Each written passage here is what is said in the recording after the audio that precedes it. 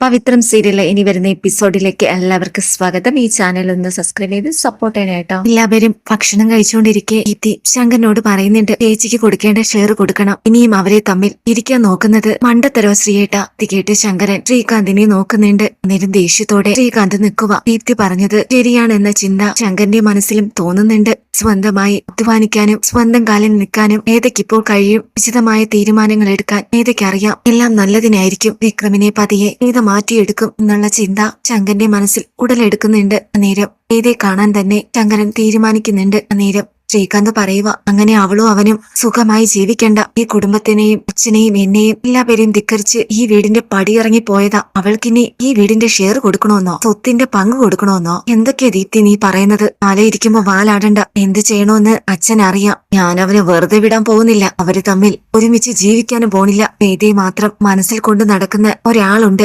ഹർഷയുടെ brother Darshan.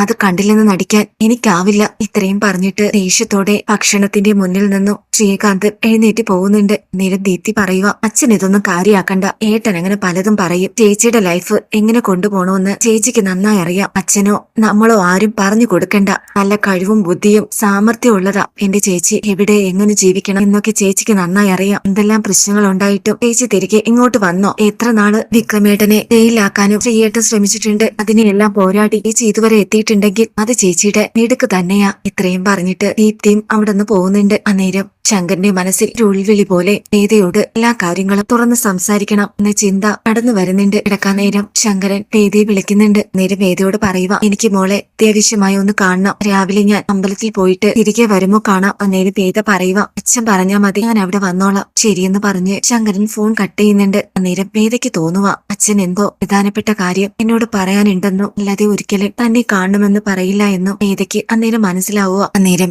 വിക്രമിന്റെ റൂമിലോട്ട് പോകുന്ന വേദ വിക്രം ഇരിക്കുന്നത് കണ്ട് ചോദിക്കുക, എന്താ സ്വാമി, ആള് നല്ല ഗൗരവത്തിലാണല്ലോ. ശ്രീകാര്യം ശ്രീനിവാസൻ പുതിയ ക്ലാസ് എന്തെങ്കിലും തന്നോ അതോ പുതിയ ജോലി എന്തെങ്കിലും ഏറ്റെടുത്തതിന്റെ ഗൂഢാലോചനയാണോ? ഇത് കേട്ട് വിക്രം പറയുന്നുണ്ട്, മലയ്ക്ക് മാലയിട്ട് പോയി, ഇല്ലെങ്കിൽ എന്റെ വായിന്ന് നീ പലതും കേട്ടേനെ. അന്നേരം വേദ ചിരിക്കുക. എന്നിട്ട് വിക്രം പറയുന്നുണ്ട്, എന്താ നിന്റെ ഉദ്ദേശം? ശ്രീനി സാറിനെതിരെ ഇറങ്ങി പുറപ്പെടുന്നതിന് മുന്നേ നീ ഒരു കാര്യം ഓർത്താ നല്ലത്. ഇടിക്കപ്പെടുന്നത് ശ്രീനി സാർ ആയിരിക്കില്ല, ഞാനായിരിക്കും. അവസാനം ഈ വീട്ടിൽ നിന്നും നിനക്ക് പുറത്തിറങ്ങി പോകേണ്ടി വരരുത്. ഇത് കേട്ട് വേദ പറയുന്നുണ്ട്, എല്ലാം എനിക്കറിയാം സ്വാമി. അയാളാണ് ഗൂഢാലോചനയുടെ സൂത്രധാരനെന്നും നിങ്ങളെ കൊണ്ട് എല്ലാം ചെയ്യിപ്പിക്കുകയായിരുന്നു എന്നും എനിക്ക് വളരെ വ്യക്തമായിട്ട് അറിയാം. എന്റെ ഉദ്ദേശം അയാളുടെ മുഖം മൂടി നിങ്ങൾക്ക് കാട്ടിത്തരണം. നിയമത്തിനും ജനങ്ങൾക്ക് മുന്നിൽ അയാൾ ചെയ്ത എല്ലാ കുറ്റങ്ങളും തുറന്നു കാട്ടണം. അതാണ് എന്റെ ഉദ്ദേശം. ഇനി ഒരിക്കലും നിങ്ങളെ കൂടെ നിർത്തി അയാൾ ആഗ്രഹിക്കുന്നതൊന്നും നേടിയെടുക്കാൻ ഞാൻ സമ്മതിക്കില്ല. ഇതെന്റെ വാശിയെന്ന് കൂട്ടിക്കോ. ഇത്രയും പറഞ്ഞിട്ട് വേദ അവിടുന്ന് പോകുന്നുണ്ട്. അന്നേരം വിക്രമാകെ അങ്കലാപ്പിലിരിക്കുക. രണ്ടും കൽപ്പിച്ച് വേദ ഇറങ്ങി പുറപ്പെട്ടതാണെന്നും വേദയെ തടയാൻ എനിക്കാവില്ല എന്നും വിക്രം മനസ്സിലാക്കുന്നുണ്ട്. രാവിലെ വേദ ശങ്കരനെ കാണാനായി ഓട്ടോയിൽ പോകുന്നുണ്ട്. അന്നേരം ശങ്കരൻ വേദയും കാത്ത് നിൽക്കുക. വേദയെ കണ്ടതും സ്നേഹപൂർവ്വം വാത്സല്യത്തോടെ ശങ്കരൻ വേദയെ നോക്കുന്നുണ്ട്. അച്ഛനെ കണ്ട സന്തോഷം വേദയുടെ മുഖത്തും പ്രകടമായി കാണുന്നുണ്ട്. അരികിലോട്ട് പോയി വേദ ചോദിക്കുന്നുണ്ട്, അച്ഛനിപ്പോ എങ്ങനെയുണ്ട്? അന്നേരം ശങ്കരൻ പറയുക, എനിക്കിപ്പോ കുഴപ്പമൊന്നുമില്ല. നോക്ക് സുഖാണോ? അന്നേരം വേദ ചിരിച്ചുകൊണ്ട് പറയുക, എനിക്ക് കുഴപ്പമൊന്നുമില്ല അച്ഛാ, ഹാപ്പിയാണ്. സത്യം പറഞ്ഞ ഇപ്പൊ ഒന്നിനും സമയം കിട്ടുന്നില്ല. ശരിക്കും ബിസി ആയതുപോലെ. ആ വക്കീൽ കൊട്ടണിഞ്ഞ് കാണണമെന്ന് ഏറ്റവും കൂടുതൽ ആഗ്രഹിച്ചത് എന്റെ അച്ഛനല്ലേ. ആ ആഗ്രഹം ഞാൻ സാധിച്ചു തന്നില്ലേ അച്ഛാ? അച്ഛന്റെ പാത പിന്തുടർന്ന് അച്ഛനെ പോലെ ആകാനാ ഞാൻ ആഗ്രഹിച്ചത്. അങ്ങനെ ആവണം എനിക്ക്. അച്ഛന്റെ അനുഗ്രഹം എനിക്ക് വേണം. അന്നേരം ശങ്കരൻ പറയുന്നുണ്ട്, അതെപ്പോഴും എന്റെ മോളുടെ കൂടെ ഉണ്ടാവും. അന്നേരം വേദ ചോദിക്കുക, അച്ഛൻ എന്താ പെട്ടെന്ന് എന്നെ കാണുമെന്ന് പറഞ്ഞത്? എന്തെങ്കിലും കാര്യം പറയാനാണോ? ഇത് കേട്ട് ശങ്കരൻ പറയുന്നുണ്ട്, പറയാനുണ്ട്. ഞാൻ ഈ പറയുന്ന കാര്യം ഞാനും നീയും മാത്രം അറിഞ്ഞാ മതി. പ്രത്യേകിച്ച് വിക്രമിനോട് ഇത് പറയാൻ നിൽക്കണ്ട. അന്നേരം വേദ ആശങ്കയോടെ ശങ്കരനെ നോക്കുന്നുണ്ട്. അന്നേരം ശങ്കരൻ പറയുക, ശ്രീകാന്തിന്റെ ഉദ്ദേശം വിക്രമിന്റെ നാശം കാണുക എന്നാണ്. നിങ്ങളെ തമ്മിൽ പിരിക്കാനാണ് ശ്രീകാന്ത് ഇപ്പോഴും ശ്രമിക്കുന്നത്. ഞാൻ പറഞ്ഞിട്ടും അവൻ അനുസരിക്കാൻ തയ്യാറാവുന്നില്ല. ഞാൻ അറിയാതെയാ ഓരോ കാര്യങ്ങളും പ്ലാൻ ചെയ്യുന്നതും നടപ്പിലാക്കുന്നതും. അതിനുവേണ്ടി ഇപ്പോൾ പലരെയും അവൻ കൂട്ടുപിടിച്ചിട്ടുണ്ട് എന്നാണ് ഞാൻ അറിഞ്ഞത്. തൽക്കാലം മോൾ ഇത്രയും മനസ്സിലാക്കിയാൽ മതി. എപ്പോഴും വിക്രമിന്റെ മേൽ ഒരു കണ്ണു വേണം. വിക്രമിനെ തോൽപ്പിക്കാൻ ഏതറ്റം വരെയും ശ്രീകാന്ത് പോവും. അന്നേരം വേദ പറയുക, അതെനിക്ക് അറിയാം അച്ഛ. വിശ്വേട്ടനെതിരെ കള്ളക്കേസ് കൊടുത്ത് ആ വീട്ടുകാരെ ദ്രോഹിക്കാൻ ശ്രമിച്ചു. എല്ലാം അച്ഛൻ അറിയാലോ. അന്നേരം ശങ്കരൻ പറയുന്നുണ്ട്, അതുകൊണ്ടൊന്നും അവസാനിച്ചിട്ടില്ല. അതുകൊണ്ടാ പറഞ്ഞ് ഒരു ശ്രദ്ധ എപ്പോഴും വേണം. പിന്നെ ഒരു കാര്യം, അത് മോളോട് മാത്രം പറയേണ്ട കാര്യം. ഇത് കേട്ട് വേദ ചോദിക്കുന്നുണ്ട്, എന്താ അച്ഛ? അന്നേരം ശങ്കരൻ പറയുക, മോള് ഞങ്ങളെ വിട്ടു പോയിട്ട് 1 വർഷം തികയാൻ പോകുന്നു. ഇത്രയും നാളായിട്ടും മോക്ക് തരേണ്ട അവകാശങ്ങളൊന്നും ഞാൻ തന്നിട്ടില്ല. അതിനൊരു തീരുമാനം അത് എത്രയും പെട്ടെന്ന് വേണം. അവൾക്കുള്ള ഷെയർ ഇത് എത്രയും പെട്ടെന്ന് അച്ഛൻ തരും. ഞാൻ എത്ര കാലം ആരോഗ്യത്തോടെ ഇരിക്കുമെന്നറിയില്ല. ചെയ്യേണ്ട സമയത്ത് ചെയ്യണം. ഇത് കേട്ട് വേദ പറയുന്നുണ്ട്, അച്ഛൻ അതിനെക്കുറിച്ചൊന്നും ചിന്തിക്കരുത്. എനിക്കൊന്നും വേണ്ട, അച്ഛന്റെ സ്നേഹം മാത്രം മതി.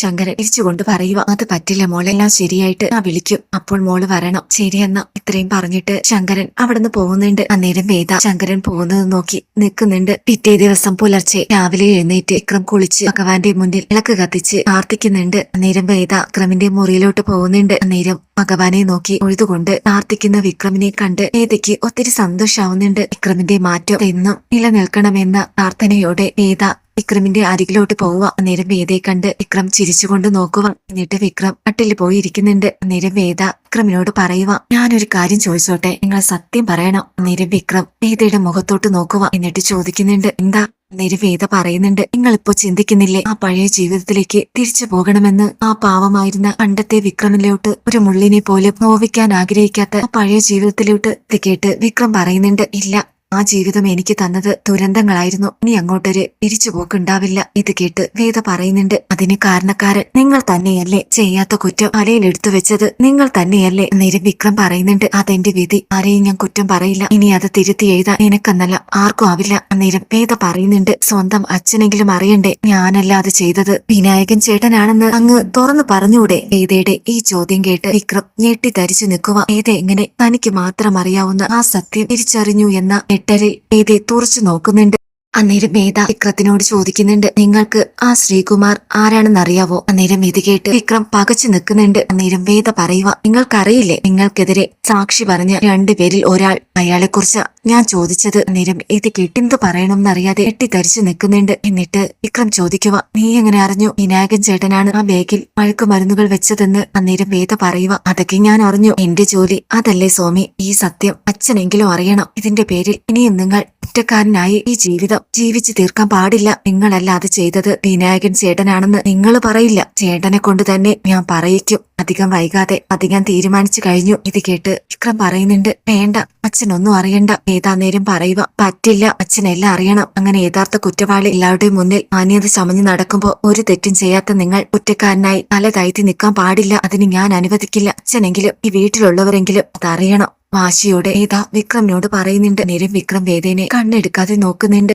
അന്നേരം വേദ വിക്രമിനോട് പറയുക, എല്ലാം അറിയുമ്പോൾ അച്ഛൻ നിങ്ങളോട് ക്ഷമിക്കും. ആ പണ്ടത്തെ സ്നേഹവും ഇഷ്ടവും നിങ്ങളോട് കൂടെയുള്ളൂ. എന്നെ ഒരിക്കലും തെറ്റായ പാതയിലൂടെ നിങ്ങൾ സഞ്ചരിക്കരുത്. ശ്രീകാര്യം ശ്രീനിവാസന്റെ വാക്ക് കേട്ട് ഒരു അടിമയെ പോലെ ജീവിക്കാൻ ആഗ്രഹിക്കരുത്. അച്ഛന്റെ പ്രിയപ്പെട്ട മകനായി പണ്ടത്തെ വിക്രമായി ജീവിക്കണം. അതെനിക്ക് കാണണം. അത് ഞാൻ അമ്മയ്ക്ക് കൊടുത്ത വാക്ക, അതെനിക്ക് പാലിക്കണം. എന്നിട്ട് എനിക്ക് പറയാനുള്ള കാര്യം അത് പറയണം. അതിനുള്ള മുഹൂർത്തം അധികം വൈകാതെ നമ്മുടെ ജീവിതത്തിൽ കടന്നു വരും. ഇത് കേട്ടപ്പോ വിക്രമിന്റെ മനസ്സല്ലാത്തൊരു കുളിര് തോന്നുന്നുണ്ട്. ഒപ്പം പ്രതീക്ഷയും.